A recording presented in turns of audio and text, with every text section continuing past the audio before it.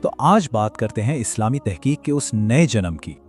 دیکھیے، ہم جس دنیا میں آج رہتے ہیں نا، وہ دیکھنے میں جتنی بھی جدید لگے، حقیقت میں اتنی نئی ہے نہیں۔ یہ ایک ایسی بات ہے جس پر ہم اکثر سوچتے بھی نہیں۔ ذرا سوچیے، ہسپتال ہیں، الجبرا ہے، کیمسٹری، یہاں تک کہ سرجری کے جدید طریقے، یہ سب ہماری زندگی کا ایک عام حصہ ہیں۔ لیکن سوال یہ ہے کہ یہ سب آیا کہاں سے؟ ان سب کی بنیاد کہاں سے آئی؟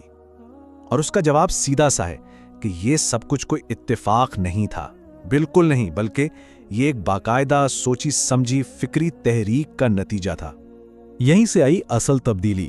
اس دور کے مسلمان علماء نے صرف کتابوں یا سنی سنائی باتوں پر بھروسہ نہیں کیا، انہوں نے تجربے کو، ایکسپیریمنٹ کو علم کا ایک بنیادی اور لازمی حصہ بنا دیا، اور یہی سوچ میں ایک انقلاب تھا۔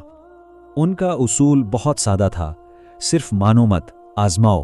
وہ ہر چیز کو خود ٹیسٹ کرتے تھے، خود پرکھتے تھے، اور بس اسی ایک طریقے نے علم کے نئے دروازے کھول دیے۔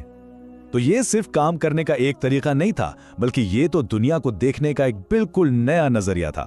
جہاں پہلے لوگ آنکھیں بند کر کے یقین کر لیتے تھے، وہاں اب فعال آزمائش شروع ہو گئی۔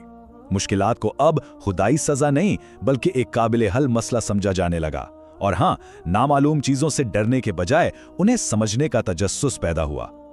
اس کی سب سے بہترین مثال شاید طب کے شعبے میں ملتی ہے۔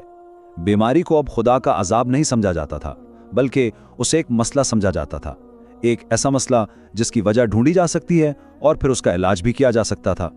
یہ سوچ ہی اپنے آپ میں ایک انقلاب تھی۔ پھر ریاضی کی طرف آتے ہیں، وہاں بھی ایسا ہی ہوا۔ الجبرا کو ڈیولپ کیا گیا، اور الجبرا کیا تھا؟ یہ تو جیسے نامعلوم چیزوں کو ایک زبان دینے جیسا تھا، ایکس کی ویلیو تلاش کرنا، اور اس ایک زبان نے کائنات کے بڑے سے بڑے، پیچیدہ سے پیچیدہ مسئلوں کو حل کرنے کا راستہ کھول دیا۔ اور فلکیات کا شبہ، وہ بھی توہم پرستی سے آزاد ہو گیا۔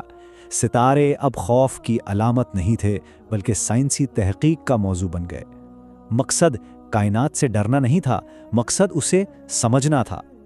تو چاہے ہم طب کی بات کریں، ریاضی کی یا فلکیات کی، ان سب میں ایک ہی بنیادی فرق، ایک ہی مشترکہ چیز نظر آتی ہے، اور وہ یہ ہے کہ علم خوف سے پیدا نہیں ہوتا، وہ تجسس سے پیدا ہوتا ہے۔ اور شاید اس سنہرے دور کا سب سے بڑا سبق یہی ہے، ایک ایسا سبق جو آج بھی اتنا ہی سچ ہے۔ لیکن یہاں آ کر ایک بہت بڑا سوال پیدا ہوتا ہے۔ اگر یہ فکری اور علمی بنیاد اتنی مضبوط تھی، تو پھر زوال کیوں آیا؟ تو اپنے اگلے حصے میں ہم اسی سوال کا سامنا کریں گے۔ ہاں، وہی سوال جس سے اکثر لوگ کتراتے ہیں اور جس کے جوابات تاریخ کے پنوں میں کہیں گم ہیں۔